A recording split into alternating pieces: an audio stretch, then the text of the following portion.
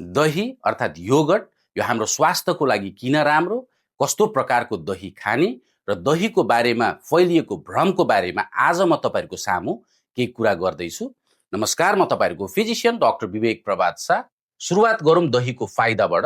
दहीमा probiotic हुन्छ अर्थात् हाम्रो पेटलाई चाहिने राम्रो प्रकारको ब्याक्टेरिया हुन्छ यसमा र यसले गर्दा हाम्रो पाचन प्रणालीलाई स्वस्थ राख्नलाई मद्दत पुर्याउँछ। साथै हाम्रो इम्युन सिस्टमलाई पनि यसले बुस्ट गर्दछ। दहीमा क्याल्सियम हुन्छ, भाइटामिन डी हुन्छ र फस्फरस हुन्छ। यसले गर्दा हाम्रो दाँत र हड्डीलाई बलियो राख्नलाई यसले सहयोग पुर्याउँछ।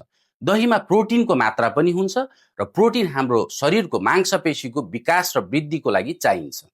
दहीको ग्लाइसेमिक इन्डेक्स कम हुन्छ अर्थात् दहीको सेवन गरेपछि सुगर सुटअप हुन पाउँदैन र यसले गर्दा मधुमेह लागेको व्यक्ति र मुटु रोगीहरूको लागि यो उचित हो।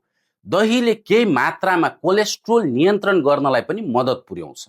अब कस्तो प्रकारको दही खाने त? सकेसम्म ताजा दही, गुलियो दही, अमिलो दही र नुनिलो दही नखाएकै राम्रो। दहीको बारेमा के भ्रम छ त? अधिकांशलाई के लाग्दछ भन्दा दही खायो भने हामीलाई चिसो लाग्दछ। त्यो चाहिँ कुनै आधार बिनाको कुरा हो। दहीले हामीलाई चिसो लगाउँदैन। हस्त आजलाई यति नै। धन्यवाद।